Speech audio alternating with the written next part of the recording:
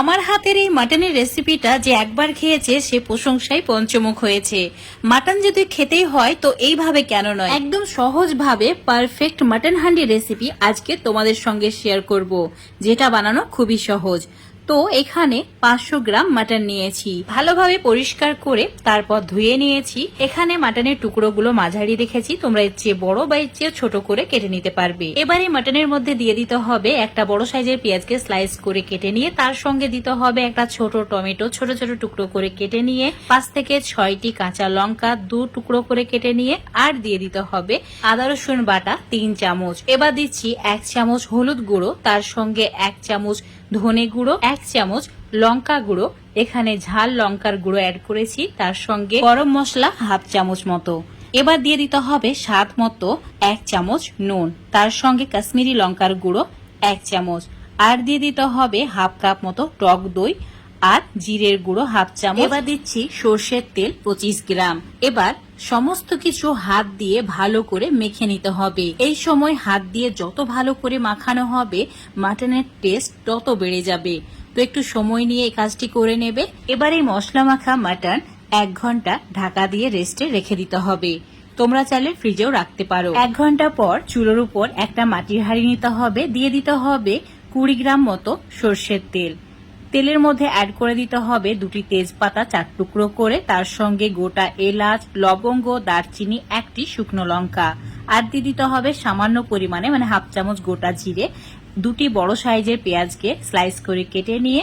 এবার চুলোর ফ্লেমটা medium to low রেখে একটু সময় নিয়ে সমস্ত মশলা লালচে করে ভেজে নিতে হবে। দেখতেই পাচ্ছ পেঁয়াজের কালার গোল্ডেন ব্রাউন হয়ে গেছে। তো এবার ম্যারিনেট করা মাটন এর মধ্যে অ্যাড করে দিতে হবে। এই সময় চুলোর ফ্লেমটা মিডিয়াম টু লো করে রাখা আছে। তোমরা চাইলে এই রান্নাটি যে কোনো কড়াই বা হাঁড়ির মধ্যেই করতে পারো, এমন নয় যে মাটির হাঁড়ির মধ্যেই করতে হবে। মাটন অ্যাড করার পর পাত্রটাকে ধুয়ে অল্প একটু জল অ্যাড করে দিতে হবে। এবার একটু সময় নিয়ে কষিয়ে নিতে হবে। চুলোর ফ্লেমটা মিডিয়াম টু লো করে রাখা আছে। যেহেতু মাটির হাঁড়িতে রান্না করছি তাই চুলোর ফ্লেমটা অবশ্যই মিডিয়াম টু লো করে রাখতে হবে। হাই ফ্লেমে রান্না করলে মাটির হাঁড়ি অনেক সময় ফেটে যায়। এবার দিয়ে দিতে হবে 2টি গোটা রসুন, আর রসুন দুটোকে অবশ্যই ধুয়ে নিয়ে তারপর অ্যাড করবে। এবার আবারও 5 মিনিট এভাবে কষিয়ে নিয়েছি। দেখতেই পাচ্ছ কালারটা পুরো চেঞ্জ হয়ে গেছে আর অনেকটা তেল ছেড়ে দিয়েছে। এবার অ্যাড করে দিতে হবে গোলমরিচ গুঁড়ো, 1/2 চামচ গোলমরিচ গুঁড়ো দিয়েছি, তারপর আবারও কষিয়ে নিয়েছি 2-3 মিনিট। এবার অ্যাড করে দিতে হবে জল। তো এখানে 2 কাপ মতো জল অ্যাড করেছি, তোমরা চাইলে উষ্ণ গরম জলও অ্যাড করতে পারো। এবার দিয়ে দিতে হবে বেশ কিছু পরিমাণে ধনেপাতা কুচি, তারপর সমস্ত কিছু ভালো করে একবার মিশিয়ে নিতে হবে। মেশানো হয়ে গেলে তোমরা এটাকে দম দিয়েও রান্না করতে পারো, নর্মাল ঢাকনা দিয়ে ঢেকেও রান্না করে নিতে পারো। এই সময় চুলোর ফ্লেমটা একদম কমিয়ে দিতে হবে। লো ফ্লেমে 15 মিনিট রান্না করে নিয়েছি। 15 মিনিট পর দেখাচ্ছি তোমাদের।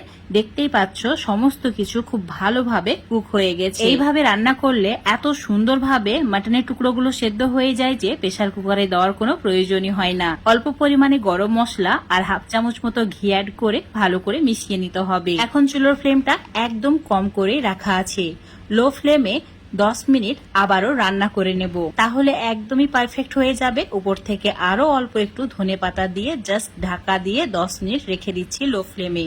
তারপর চুলোটাকে অফ করে দেব। এখন চুলোটাকে অফ করে দেওয়ার পর তোমাদের দেখাচ্ছি। দেখতে পাচ্ছ কতটা লোভনীয় হয়েছে, দেখা মাত্রই লোভ সামলাতে পারবে না। হাতে মেখে মাটির হাঁড়িতে হান্ডি মাটন একবার এইভাবে রান্না করে দেখতে পারো।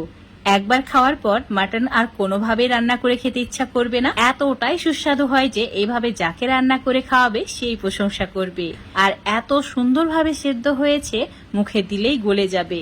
আজকের এই মাটনের রেসিপিটা যদি তোমাদের ভালো লেগে থাকে অবশ্যই এভাবে একবার বাড়িতে বানিয়ে খেয়ে দেখবে। তারপর কমেন্ট, লাইক, শেয়ার করে দেবে। ফেসবুক পেজ থেকে দেখলে পেজটাকে ফলো করে নেবে। ইউটিউব থেকে দেখলে চ্যানেলটাকে সাবস্ক্রাইব করে রাখবে আরো এরকম রেসিপিগুলো পাওয়ার জন্য। দেখতে পাচ্ছ কতটা নরম তুলতুলে হয়েছে। তো বন্ধুরা অবশ্যই একবার ট্রাই করে দেখবে।